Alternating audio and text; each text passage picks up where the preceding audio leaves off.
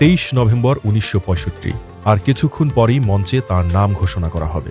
ইন্দো-পাক যুদ্ধে অসামান্য বীরত্বের জন্য হিলালি জুরাত সম্মাননা নেবেন ইস্ট বেঙ্গল রেজিমেন্টের কমান্ডার জিয়াউর রহমান। তবে এই মুহূর্তে তেমন টান অনুভব করছেন না। তার মন পড়ে আছে ঘরে। জীবনের সবচেয়ে মূল্যবান পুরস্কারটি আল্লাহ তাআলা 3 দিন আগেই দিয়েছেন। স্ত্রীর কোল আলো করে এসেছে এক ফুটফুটে পুত্র সন্তান। আগেই ঠিক করে রেখেছিলেন ছেলে হলে নাম রাখবেন তারেক।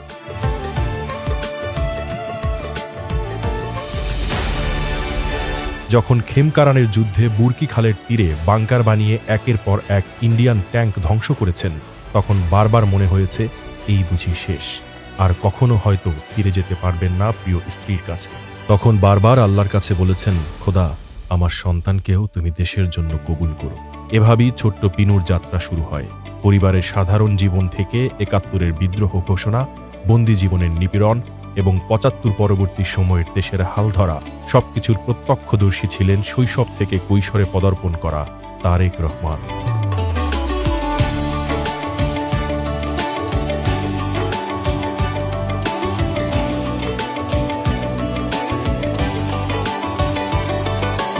মুক্তিযুদ্ধে সবচেয়ে নিপীড়িত পরিবারগুলোর মধ্যে একটি ছিল জিয়ার পরিবার। স্বাধীনতা ঘোষণায় হতবিহ্বল পাকিস্তান আর্মির কাছে তিনি ছিলেন মোস্ট ওয়ান্টেড। তিনি রণাঙ্গনে চলে গেলে বেগম জিয়া 2 শিশুপুত্রকে নিয়ে আত্মগোপনে চলে যান। মে মাসে প্রথমে আশ্রয় নেন ঢাকার বোনের বাসায়। এরপর শুরু হয় এক আশ্রয় থেকে অন্য আশ্রয়ে ছোটাছুটি।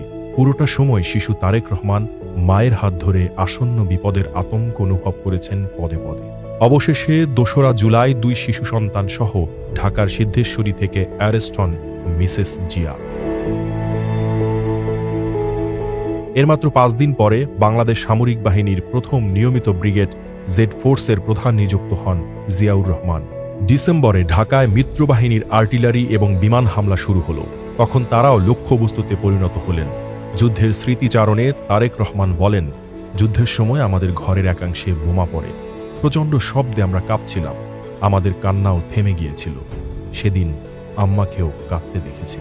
একবার ভয়ঙ্কর বন্দিত্ব থেকে মুক্তি পেয়ে পুরোপুরি কৈশোর পেরোনোর আগে আবারও বন্দিত্ব বরণ করেন তারেক রহমান। ৩রা নভেম্বর খালেদ মোশাররফ কর্তৃক জেনারেল জিয়াকে সপরিবারে বন্দী করা হয়। এবার আরেকটু পরিণত তারেক রহমান।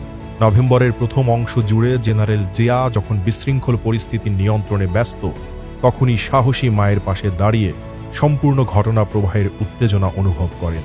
চাক্ষুষ করেন সেনা অফিসারদের পরিবারের উপর চালানো নিধনযজ্ঞ। এভাবে সাধারণ মেজর থেকে মার্শাল ল অ্যাডমিনিস্ট্রেটর পেরিয়ে দেশের প্রেসিডেন্ট হলেন জিয়াউর রহমান।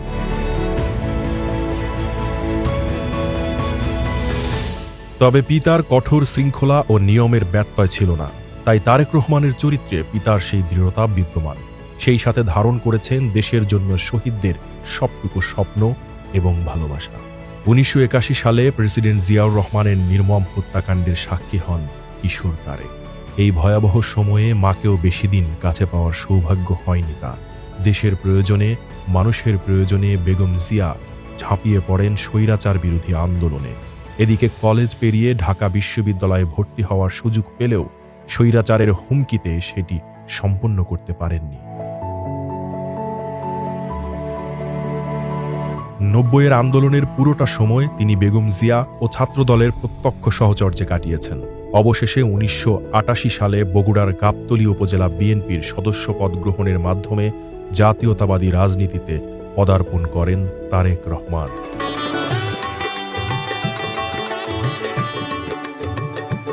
তৃণমূল, বিএনপি এবং ছাত্রদলকে দীক্ষিত ও শক্তিশালী করার প্রচেষ্টায় তিনি ব্যাপক গণসংযোগ করেন। এ সময়ে তার জনপ্রিয়তায় ঈর্ষান্বিত হয়ে দেশবিরোধী অপশক্তিরা তার বিরুদ্ধে একের পর এক অপপ্রচারে লিপ্ত হয়।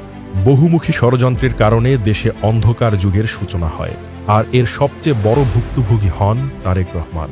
শুরু হয় তার জীবনের তৃতীয় বন্দিদশা এবং ভয়ঙ্কর নির্যাতনের অধ্যায়।